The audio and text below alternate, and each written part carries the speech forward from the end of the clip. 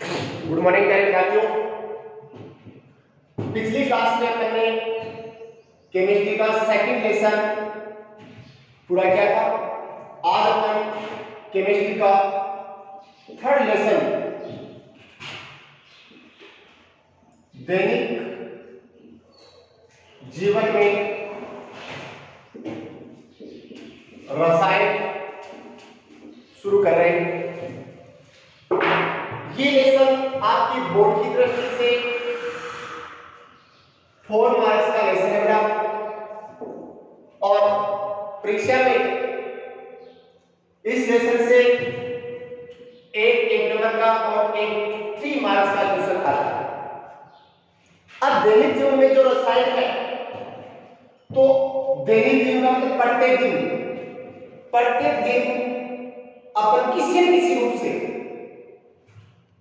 रासायनिक पदार्थ को क्या करते हैं आप उपयोग करते हैं, चाहे वो टूथपेस्ट हो, चाहे खाद्य सामग्री हो, चाहे भवन निर्माण की सामग्री हो, चाहे जो मेडिसिन हम दवाइयां लेते हैं, वो सारी किसी बनी बेटा रसायन। इन रसायन को जो सबसे ज्यादा यूज करते हैं मूल रूप से कितने पार्ट्स में डिवाइड करके बेटा 3 पार्ट्स में डिवाइड करते हैं। अब सबसे ज्यादा यूज होने वाले इन रसायन को मूल रूप से 3 पार्ट्स में डिवाइड कर दिया, जिसमें एक आता है बेटा अम्ल, दूसरा आता है बेटा क्षार, और तीसरा आता है लवण। अब अम्ल के सामान्य गुणधर्म क्या है?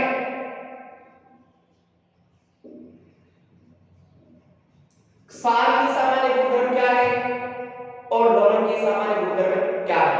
तो सबसे पहले अम्ल, क्षार और लवण के बेसिक आपको जानकारी होनी चाहिए। अम्ल कौन से बेटा? अम्ल वे पदार्थ है जो स्वाद में क्या होते हैं? खट्टे होते हैं। क्षार वे पदार्थ है जो स्वाद में कड़वे होते हैं। दूसरा अंतर, अम्ल वे पदार्थ है जो नीले लिटमस पत्र को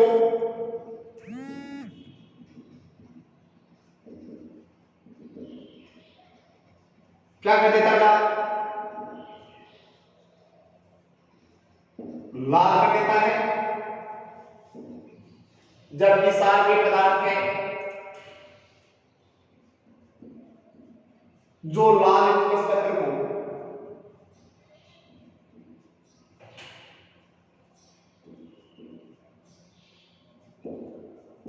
कैसा कर देता था? नीला कर देता है। अम्ल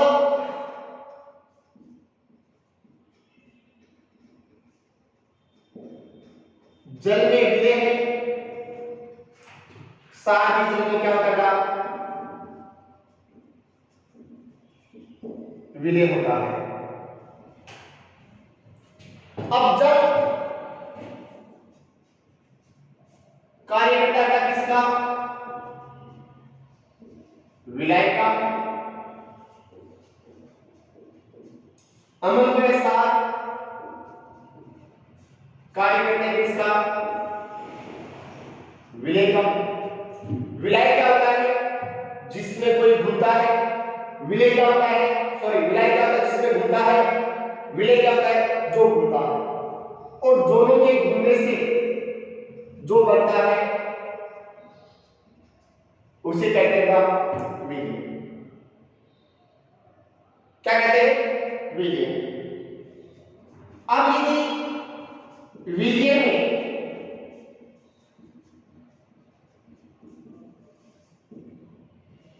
जल की मात्रा ज्यादा हो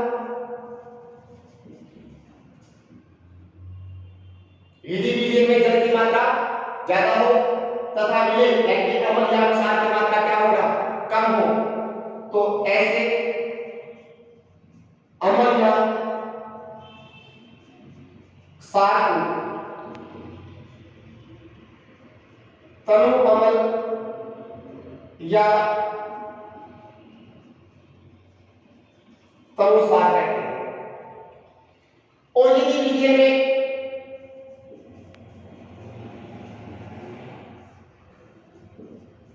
जल की मात्रा कम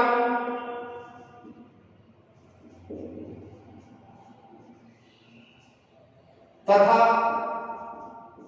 विलय की मात्रा ज्यादा,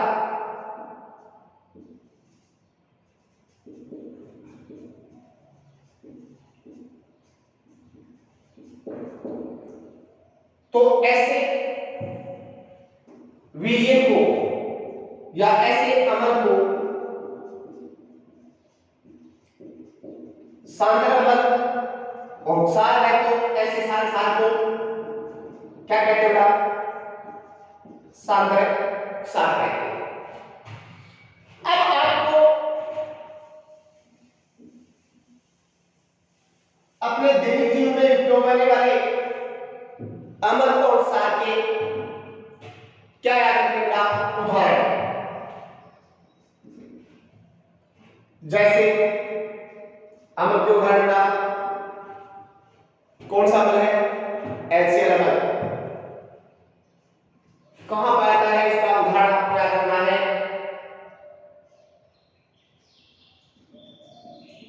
हमारे आमाशय के अंदर कौन सा अम्ल का? हाइड्रोक्लोरिक अम्ल स्रावित होता है। दूसरा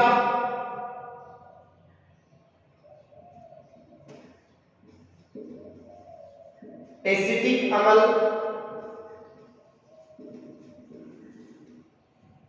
अणुसूत्र आप सबको मैंने पहले से लिखा रखे हैं। किससे प्राप्त होता है? सिरके से प्राप्त होता है। अम्ल के नाम और उनके स्रोत भी आपको याद रखने हैं। तीसरा है बेटा टार्ट्रिक अम्ल, किससे प्राप्त होता है? इमली से प्राप्त होता है। चौथा एग्जाम्पल याद रखना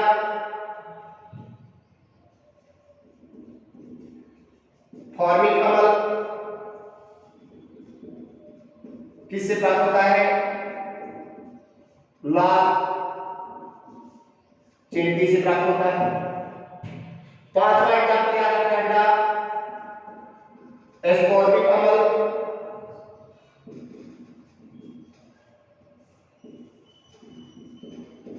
किससे प्राप्त होता है? संतरे से प्राप्त होता है। इसके अलावा अन्य अम्ल जैसे कौन सा अम्ल है? नाइट्रिक अम्ल, एस्टोइसोमोर्टा कौन सा? सल्फ्यूरिक अम्ल, जिसे सामान्य भाषा में गंधक अम्ल या अम्लों का राजा भी कहते हैं। H2CO3 कौन सा अम्ल बेटा? कार्बोनिक अम्ल। फिर इसके अलावा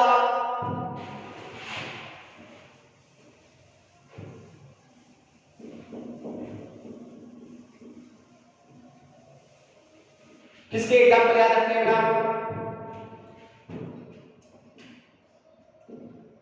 सार के एग्जाम्पल जैसे अपन पहले दिखा चुके हैं NaOH, KOH, MgOH और 22, CaOH और 22, AlOH और 22। नाम क्या है?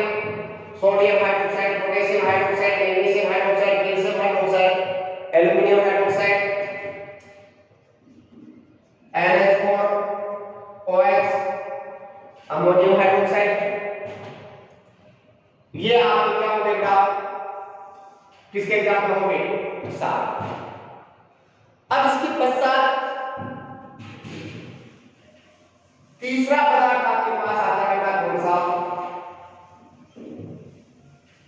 लवण। तीसरा प्रकार का तरल कौन सा? लवण। लवण का निर्माण अम्ल प्लस क्षार की क्रिया के फलस्वरूप होता है। अम्ल जब क्षार के साथ क्रिया करता है तो अम्ल किस में बेटा? H+ आयन, और साथ में किसमें? ऋणायन में प्रयुक्त हो जाता है। क्षार किसमें प्रयुक्त होता है बेटा? OH- प्लस धनायन में प्रयुक्त हो जाता है। अब H+ अम्ल का H+ और क्षार का OH क्रिया करके क्या बनाते हैं बेटा? संगत लवण प्लस HOH आपस में क्रिया करके क्या बनाते हैं? HO। अब संगत लवण का निर्माण करने के लिए क्षार का क्या भाग लेगा? धनायन, और अम्ल का क्या भाग लेता है? ऋणायन। उसके फलस्वरूप क्या बनता है? संगत लवण प्लस HO। अब अम्ल के H+ आयन और क्षार के OH ऋणायन आपस में क्रिया करके किसका निर्माण करते हैं? जल का निर्माण करते हैं, जिसके कारण ये आयन क्या हो जाते हैं बेटा? उदासीन हो जाते हैं, और उदासीन हो जाने के कारण लवण के निर्माण की अभिक्रिया क्या कहते हैं बेटा? कौन सी अभिक्रिया कहते हैं? उदासीनीकरण अभिक्रिया कहते हैं। अब अपने कहा कि लवण स्वाद में नमकीन होते हैं, जल में मीठे होते हैं, और इनका निर्माण सदैव किससे? अम्ल प्लस क्षार की क्रिया के फलस्वरूप होता है। क्षार क्या बनता है? जल बनता है, और लवण निर्माण की अभिक्रिया क्या कहते हैं? उदासीनीकरण अभिक्रिया कहते हैं। अब आपको याद है जब परबल अम्ल किसके साथ क्रिया करता है? परबल क्षार के साथ क्रिया करता है, तो क्या बनेगा? जो संगत लवण प्लस जल बनेगा, उसमें संगत लवण कैसा होगा बेटा? उदासीन होगा, क्योंकि उसका pH कितना मानेगा? 7। इसी प्रकार जब दुर्बल अम्ल किसके साथ क्या करेगा? दुर्बल क्षार के साथ क्या करेगा? तो बनने वाला संगत लवण है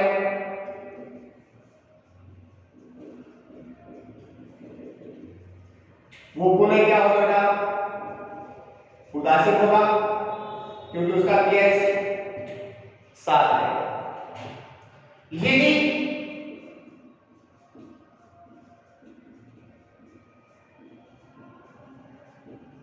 परबल अम्ल किसके साथ?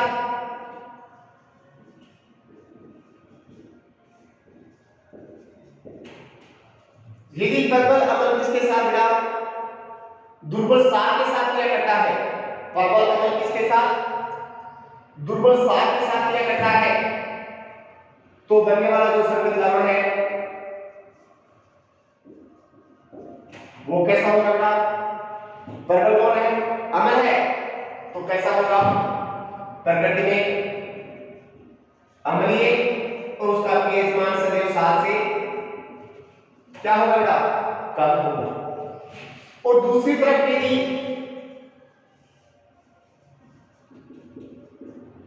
अम्ल कैसा है बेटा? दुर्बल अम्ल किसके साथ क्या करता है? प्रबल अम्ल के साथ क्या करता है? तो बनने वाला जो संगत लवण है वो कैसे नेचर का होगा? क्षारीय प्रकृति का होगा, क्योंकि उसका pH मान 7 से क्या होगा? अधिक। अब ये अपने पास लवणात्मक लवण क्या है? अम्ल और क्षार की क्रिया के फलस्वरूप संगत लवण प्लस इसका निर्माण होता है।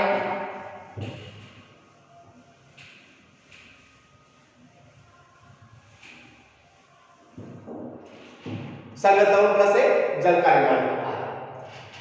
अब जो लवण है उनके निर्माण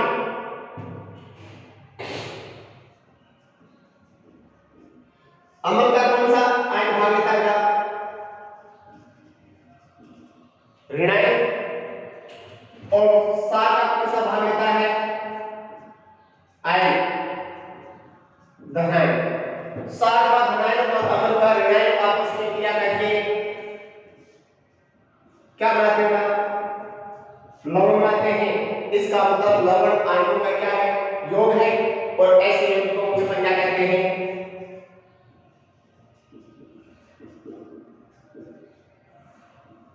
क्या कहते हैं? आयनिक यौगिक। तो लवण क्या है? एक प्रकार का आयनिक यौगिक। अब लवण आयनिक यौगिक होने के कारण लवणों का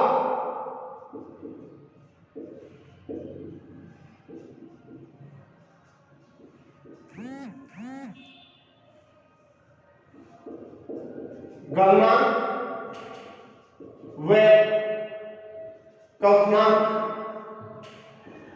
क्या होता है? उच्च होता है। क्या कहा आपने?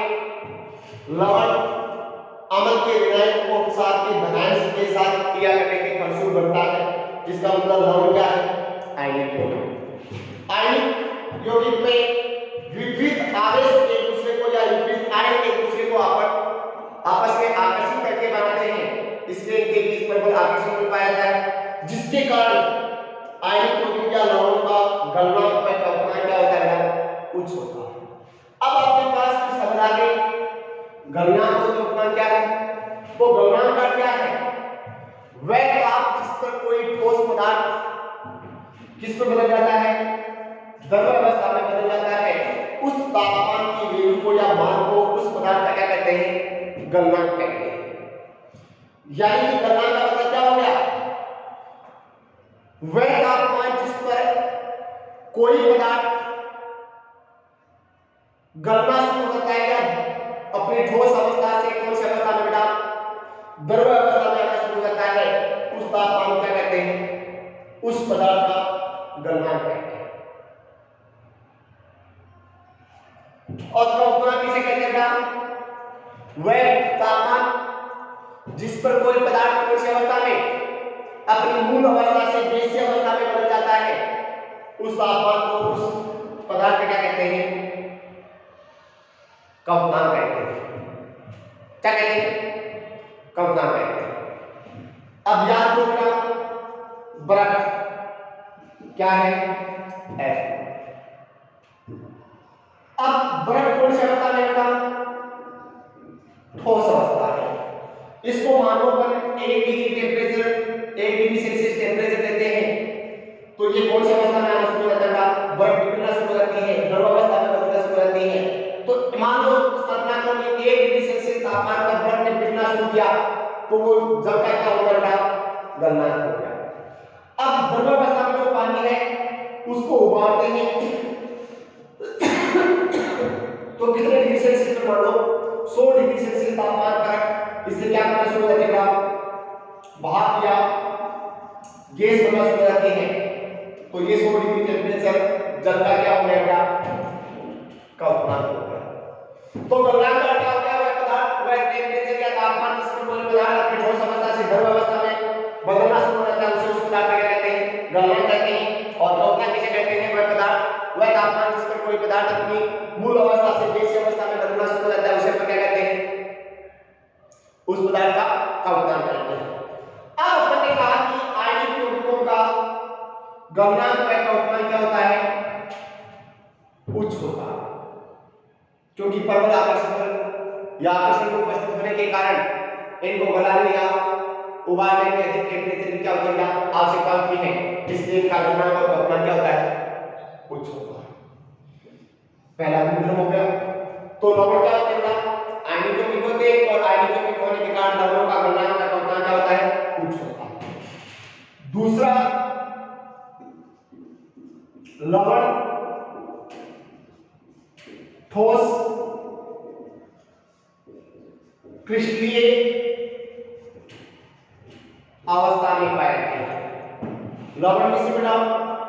ठोस क्रिस्टलीय अवस्था में पाए जाते हैं।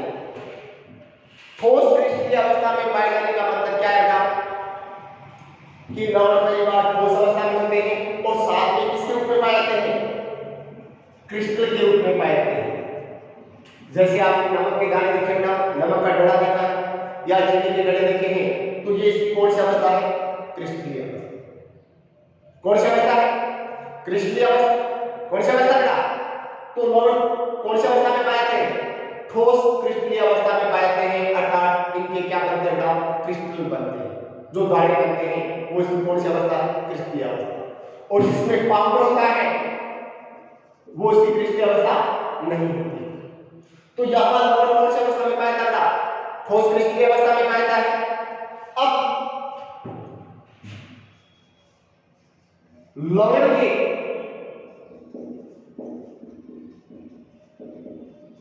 क्रिस्टल में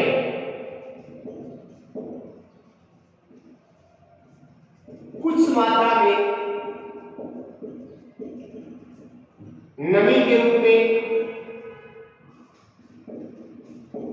क्या पाया जाता,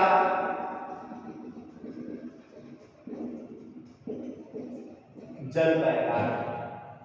लवण के क्रिस्टल में कुछ मात्रा में नमी के रूप में क्या पाया जाता है, जल पाया जाता है। इस जल को लवण के अणु सूत्र के साथ लिखा जाता है,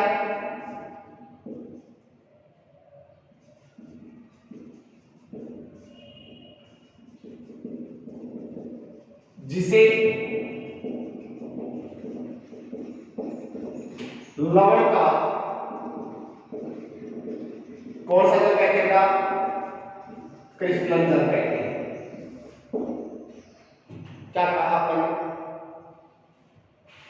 लवण ठोस क्रिस्टलीय अवस्था में पाए जाते हैं और लवणों के इन क्रिस्टल में नमी के रूप में कुछ मात्रा में क्या पाया जाता है, जल पाता है।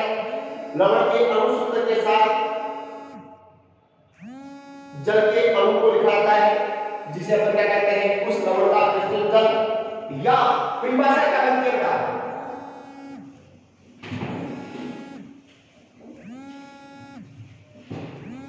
तो क्रिस्टल जल की पिंडाशय क्या बनती है,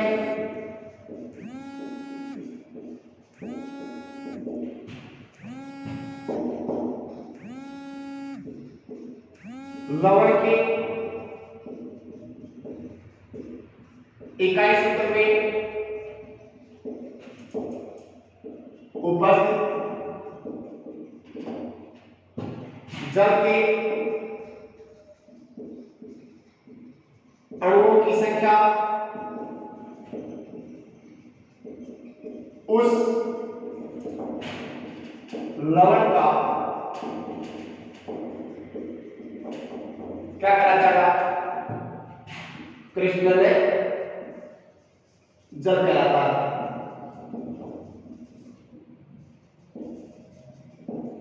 जैसे एग्जांपल दो, Na2CO3 sodium carbonate dot PaNH2। अब लवण कौन सा बन रहा, सोडियम कार्बोनेट, और इसके अंदर जल की मात्रा कितनी है, क्रिस्टल जल की मात्रा कितनी है, PaNH2। तो लवण के इकाई सूत्र के साथ जो जल के अणुओं की संख्या लिखी जाती है या फिर लवण के इकाई सूत्र में उपस्थित जल के अणुओं की संख्या उस लवण की क्या कहलाती है, क्रिस्टल संख्या। तो सोडियम कार्बोनेट का क्रिस्टल जल कितना हो गया, 10। अब लवण सोडियम कार्बोनेट कौन सा लवण, कौन सा सार इसके निर्माण में आ रहा है, तो NaOH और H2CO3।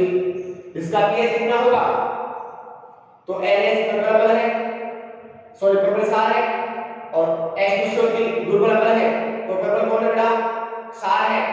तो ये किस प्रकृति का होगा, सारीय प्रकृति का, और इसका pH कितना होगा, 7 से अधिक होगा। दूसरा एग्जांपल CaSO4 डॉट 2H2 कौन सा लवण हो गया बेटा, कैल्शियम सल्फेट। कैल्शियम में सल्फेट, जिसको सामान्य भाषा में क्या कहते हैं? जिप्सम। क्या कहते हैं? जिप्सम। इसके इकाई अणुसूत्र में कृष्ण जल की संख्या कितनी है? 2H2। कौन से अम्ल कौन से सार? कैल्शियम हाइड्रोक्साइड सल्फ्यूरिक अम्ल। बाहर गया इसका मतलब अम्ल प्रबल है और क्षार क्या है? दुर्बल है। तो इसका प्रकृति क्या होगी? अम्लीय प्रकृति। पीएच कितना होगा? 7 से कम। या दूसरा एग्जांपल और देते हैं K2SO4 डॉट AH2SO4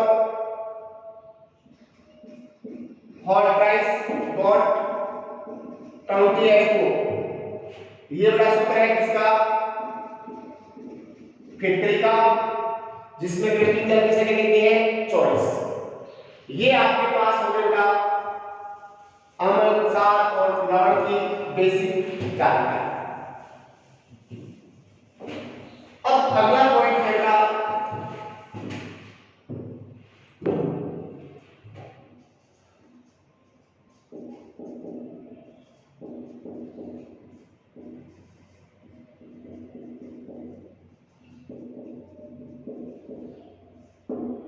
अम्ल क्षार की परिभाषा। अम्ल व क्षार को परिभाषित करने के लिए या अम्ल या क्षार की व्याख्या करने के लिए समय समय पर अनेक वैज्ञानिकों ने अनेक प्रकार की व्याख्या प्रस्तुत की, जिनमें से 3 व्याख्या आपके सिलेबस में है, जिसमें सबसे पहली व्याख्या का आरएनएस सिद्धांत। क्या कहा आपने? अम्ल व क्षार को परिभाषित करने के लिए समय समय पर अनेक वैज्ञानिकों ने अनेक प्रकार की परिभाषा प्रस्तुत की। इनमें से सबसे पहली परिभाषा किस सिद्धांत के द्वारा दी गई है? आरएनए सिद्धांत के अनुसार। अब आरएनए सिद्धांत के अनुसार अम्ल क्या है? तो आरएनए सिद्धांत के अनुसार अम्ल वे पदार्थ है जो जलीय विलयन में H+ आयन मुक्त करते हैं, उन्हें क्या कहते हैं? अम्ल कहते हैं। अब तो अम्ल कौन से हो गए? वे पदार्थ जो जलीय विलयन में H+ आयन मुक्त करते हैं, उन्हें क्या कहते हैं? अम्ल कहते हैं। क्षार कौन से हो गए? वे पदार्थ जो जलीय विलयन में OH- आयन मुक्त करते हैं, उन्हें क्या कहते हैं? क्षार कहते हैं। अब अम्ल कौन से हो गए? आरएनए सिद्धांत के अनुसार अम्ल किसे कहते हैं? तो आरएनए सिद्धांत के अनुसार अम्ल वे पदार्थ है जो जलीय विलयन में क्या मुक्त करते हैं? H+ आयन मुक्त करते हैं। क्षार कौन से पदार्थ है? वे पदार्थ जो जलीय विलयन में क्या मुक्त करते हैं? OH- मुक्त करते हैं। जैसे अम्ल के उदाहरण HCl क्या देगा? H+ Cl- संयोजकता कितनी होगी? जितना हाइड्रोजन कम होगी उतनी ऋणायन की संयोजकता हो जाएगी। नामकरण के लिए ध्यान रहे आपको, अगर एक परमाणु है तब तो उस आयन में आयन का तो जैसे यहां इसका ऋणायन करा दिया होगा क्लोराइड। दूसरा अम्ल कौन सा है? H2SO4 जलीय विलयन में क्या देगा? 2H+ आयन प्लस SO4 संयोजकता कितनी हो जाएगी? -2। नाम क्या होगा? बहुपरमाणु ऋणायन का नामकरण करते समय अम्ल के अंत में क्या लगा दो? 8 पढ़ते। नाम क्या होगा? सल्फेट संयोजकता कितनी होगी? -2। तीसरा कौन सा देगा? HNO3। HNO3 कौन सा हो गया? जलीय विलयन में क्या देगा? H+ ion plus NO3 minus संयोजकता कितनी होगी? एक हाइड्रोजन बाहर निकला है तो -1 और ऋणायन का नामकरण कर दिया जाएगा नाइट्रेट। चौथा क्या हो जाएगा? CH3COOH क्या देगा? H+ प्लस CH3COO माइनस नाम क्या हो जाएगा? एसीटेट। पांचवा नाम क्या हो जाएगा? H2SO जलीय विलयन में क्या देगा? 2H+ CO3 -2 कार्बोनेट हो जाएगा। ये क्या हो गया आपके पास? अम्ल। और दूसरी तरफ क्षार के उदाहरण NaOH क्या देगा? Na+ OH- KOH K+ OH- MgOH hot twice क्या देगा? Mg+2 OH- CaOH 4 ट्वाइस क्या देगा Ca+OH Ca+2 OH है माइनस या AlOH3 क्या देगा Al+3 OH है माइनस। अब मैं आपको पहले बता चुका हूं कितने प्रकार के होंगे। तो आर्यन सिद्धांत के अनुसार अम्ल दो प्रकार के होते हैं, एक प्रबल अम्ल जो अपन पहले से व्याख्या कर चुके हैं और दूसरा बेटा क्या हो जाएगा दुर्बल अम्ल। प्रबल अम्ल कौन से हुए वे अम्ल को अपने जरिए में पूर्णता नहीं मिलाते हैं, क्या कहते हैं प्रबल अम्ल। जैसे एग्जांपल के लिए बन जाएगा बेटा कौन से HCl HNO3 और H2SO4। और दुर्बल सार कौन से हो जाएंगे वे अम्ल जो अपने जरिए में पूर्णता नहीं होते हैं, एल्डिहाइड कहते हैं, उन्हें क्या कहते हैं दुर्बल अम्ल कहते हैं। जैसे एग्जांपल CH3 COOH और दूसरा एग्जांपल कौन सा है H2CO3। अब इसी प्रकार सारे दो प्रकार के होंगे प्रबल अम्ल और दुर्बल प्रबल सार और दुर्बल सार। प्रबल सार कौन से हो जाएंगे वे सार जो अपने जरिए में पूर्णतः विलीन हो जाते हैं, उन्हें क्या कहते हैं प्रबल सार। वो एग्जांपल याद रखने का कौन से KOH और NaOH। दुर्बल सार कौन से होंगे वे सार जो अपने जरिए विलीन में पूर्णतः क्या हो जाते हैं आयनिक हो जाते हैं, उन्हें पूर्णतः आयनिक नहीं होते, उन्हें क्या कहते हैं दुर्बल सार। जैसे एग्जांपल कौन से लेंगे MgOH CaOH ट्वाइस या AlOH और ट्राइस, ये क्या हो जाएंगे दुर्बल सार। अब साथ में क्या रखते हैं बेटा आर्यन सिद्धांत की क्या रखनी है कार्य। ये सिद्धांत उन अम्ल में सार की व्याख्या नहीं कर सकता है जो अपने जलीय विलयन में H+ में OH आयन मुक्ते नहीं करते हैं। क्या कमी रखनी है कमी रखनी है इसकी क्या कमियां रखनी है। आर्यन सिद्धांत उन अम्ल सार की व्याख्या नहीं कर सकता जो अपने जलीय विलयन में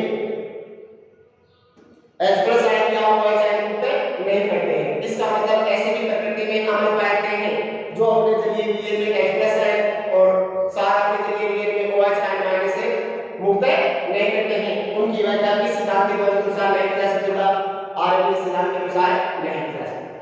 अब आर्यन सिद्धांत में जो कमी रह गई थी उस कमी को दूर करने के लिए आर्यन से अपना दूसरा सिद्धांत आता है कौन सा